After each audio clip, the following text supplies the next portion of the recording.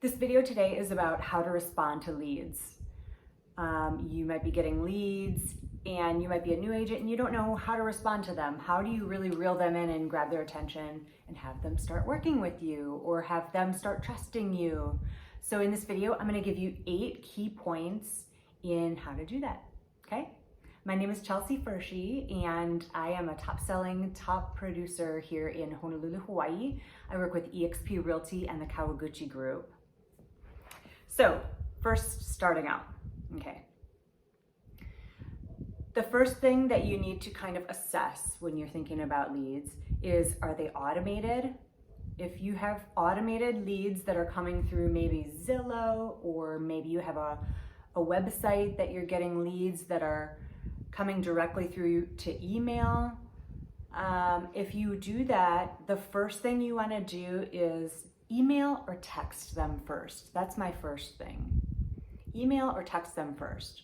In this day and age, not everybody wants to talk on the phone with you right away, especially when we have a choice where we don't have to. At least I don't. And I really don't mind talking on the phone with anybody, but if I'm gonna get some information from somebody, I would rather have it emailed to me or texted to me so I can kind of focus on it when I have time. So that's my first key point. The second key point is find out how they want to communicate with you.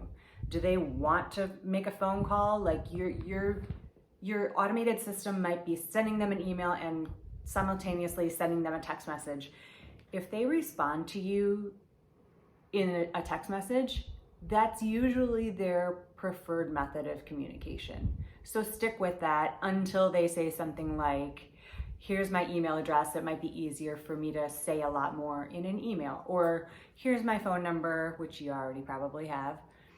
Let's talk on the phone, or when can we chat on the phone about this? They'll say something like that to get you to go to their next way of communicating. And you just want to go with that, because if they're continuously texting you back and forth, hi, how are you doing? Great, how are you? Here's my criteria, blah, blah, blah. Here's when I'll be there, blah, blah, blah. Then just stick with that and go with that, because that means they're comfortable with that and you just want to go with that. It's easier. It just is. Until they really say, hey, let's talk on the phone, stick with it. The third thing is, once you make communication with them, once they say, hi, yeah, this is Ryan. I'm just looking at the website.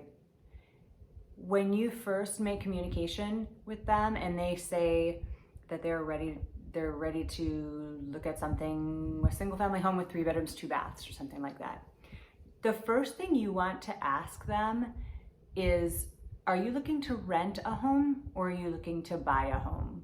Because as a real estate agent, we obviously are only going to work with someone who's going to buy a home, unless you're a property manager as well, which would be advantageous for you either way then. I don't work in property management. So when someone says they want to rent something, I can say, hey, I can set you up with a rental, MLS search, there you go. But it works differently in Hawaii. I can't just send them to a property manager and they can show them everything.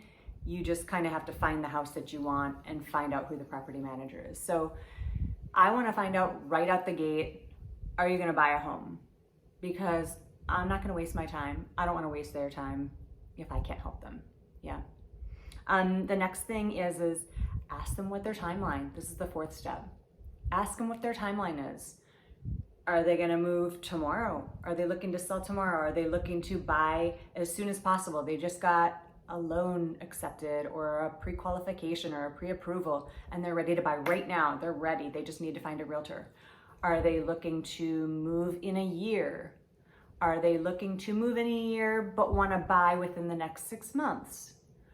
That's important. Find out what their timeline is.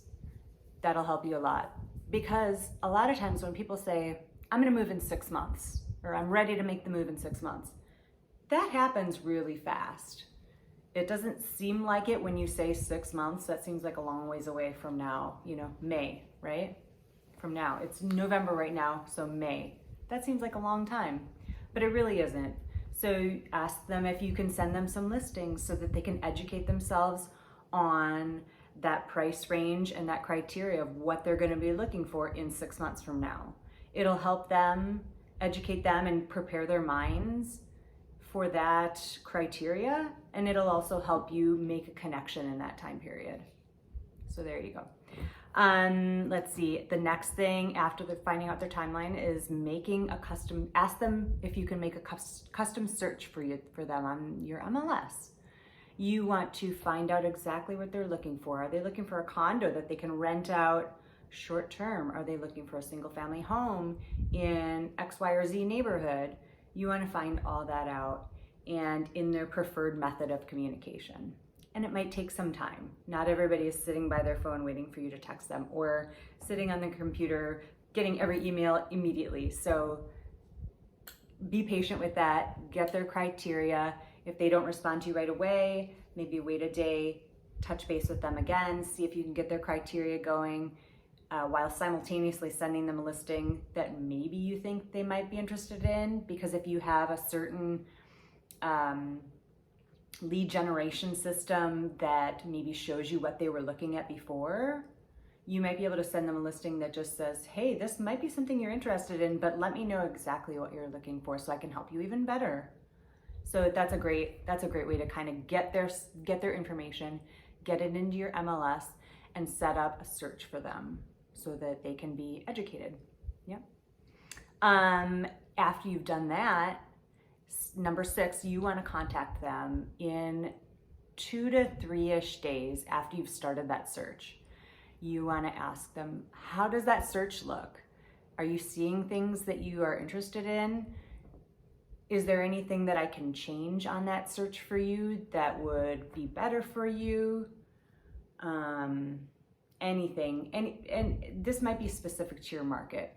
Is there an area that you want me to take out of that search? Is there another area that you'd like to put in that search that maybe you're not seeing at all?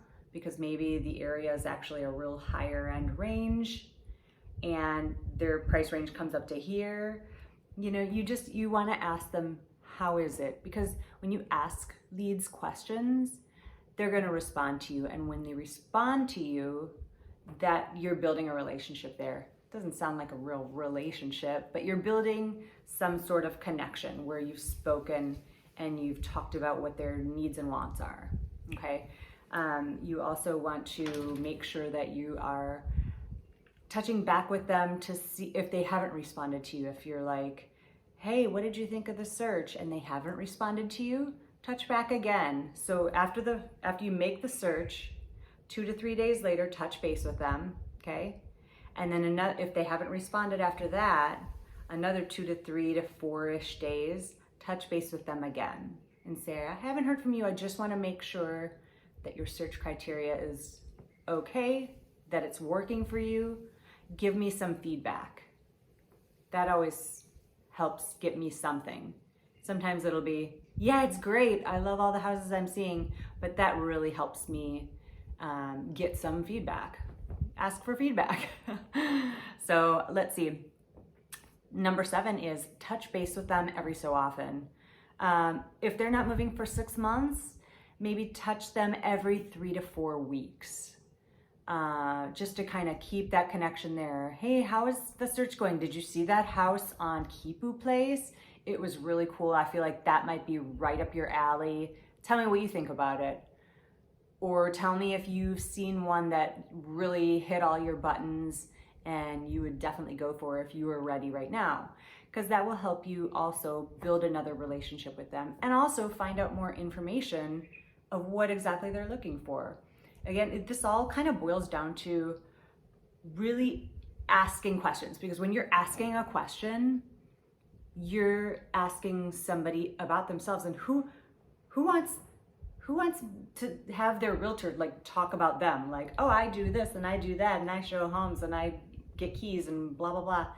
They want you to ask them about them. They want you to ask them about their story, about their lives, about what makes them tick and what makes them interested in a home and what about their family, you know? And when you find out those things, it will help you and it'll help your relationship with them too. So it's super important that you just ask questions and not just random questions like, how are you? I hope this email finds you well.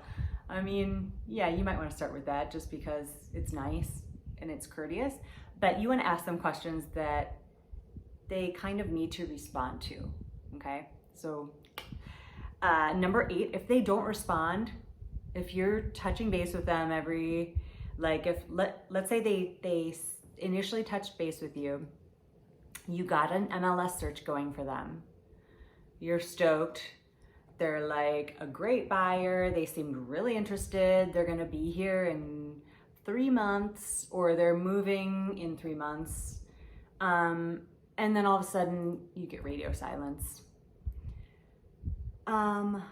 Touch base with them and be truthful. Sometimes I have to say, hey Cheryl, I haven't heard from you in about 2 months now. I'm just wondering if maybe your plans have changed. Maybe you're not gonna move anymore. Or, you know, maybe throw out some things that maybe they can grab onto, because not all leads are good leads. Even the ones that first look like really good leads, they end up being garbage. So don't hang your hat on one good lead. Go for all of them, okay? And they're not gonna be all winners, so just get over that right now. And let's see. Well, I'm in Hawaii, so our market is really different in that we have a lot of military that are permanently changing their duty stations and they're moving here. And so when I'm saying, oh, we're gonna move in 6 months, like I hear that a lot. They're like, oh, I'm being PCS'd, change of station, in December, and it's 6 months away from that. Well, I wanna get them started to think about it now. I wanna eventually get an MLS search for them. I want them to get educated on their market and whatever they're looking for. Let them see what those listings look like in that price range. I wanna connect them with a lender when we're about a month away, maybe a month and a half away from them coming. And I wanna maintain that contact with them. Super important, okay? So those are my 8 quick key points to make when responding to a lead. If you have any comments, please put them down below. I'd love to hear what you think of this video, or if you have anything else. Maybe you've tried this after you've seen the video and you've had some success, or you haven't had success. Let me know, because I'm really curious, because this has really worked for me. I've only been in Hawaii for 10 years, so when I started in real estate here, I was a realtor back in Nevada too as well. But when I started in real estate here 7.5 years ago, I did not have a sphere of influence. And the sphere of influence that I did have, my whole team is from that sphere, which is church. So I didn't have a lot of people that I could be like, hey, I'm a realtor now. Can I sell your house? So I had to seriously just survive on leads from our website. And I did really well. I made 6 figures within my first 2 years. So leads work. You just have to know how to work them, okay? I hope you do your best. I hope you try your hardest and do everything you can every single day. Don't waste a single moment, and just, you know, do what you can. Do what you can and be happy, all right? Have a great day.